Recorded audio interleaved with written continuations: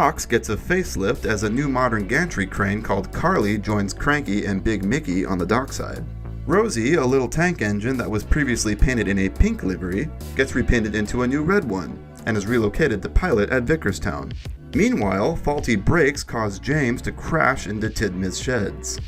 The destruction takes some time to repair, so Thomas and Edward are temporarily moved to new sheds. Edward is sent to share a shed with Philip at Wellsworth, where he eventually permanently relocates to, leaving a slot open at the rebuilt Tidmouth sheds. Sometime later, Thomas steals James's train to the mainland and gets tangled with two devious engines at a steelworks.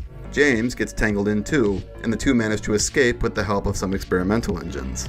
A visiting race car named Ace convinces Thomas to go see the world, and so he does. Somehow, Thomas leaves Sodor on his own and follows Ace around the globe. During his travels, Thomas meets Nia in Africa.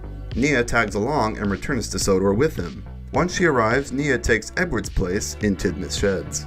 The day after Nia arrives, Henry gets kicked off the main suddenly decides that he wants to leave Tidmouth sheds on his own accord for some reason. He goes off to Vickerstown and stays there with Rosie. Gordon has a bit of a tantrum and rebels the changes. Rebecca arrives soon after to help Gordon with his expresses, and takes Henry's open spot in Tidmouth sheds.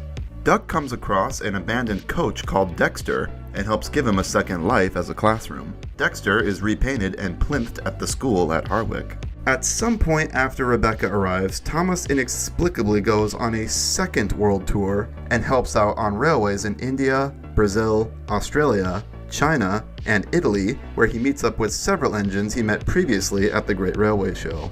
Literally nothing happens in these episodes that affect the plot of the show. Oh, how I would love to write these off as not canon, but they are referenced in stray lines of dialogue in Sodor-centric episodes. So they sadly are.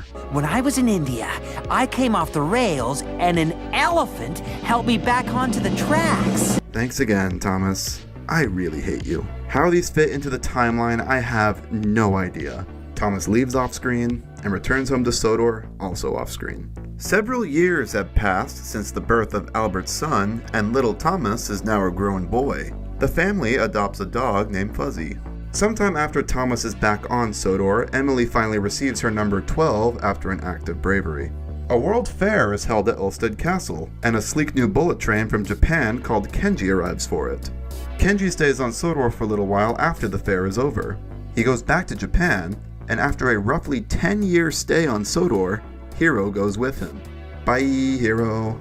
The royal family writes to the Fat Controller that he is to receive an award for his service to railways, and Prince Charles specifically asks for him to arrive in Thomas. Thomas goes to England with the Fat Controller and meets Prince Charles and Her Majesty Queen Elizabeth at Victoria Station.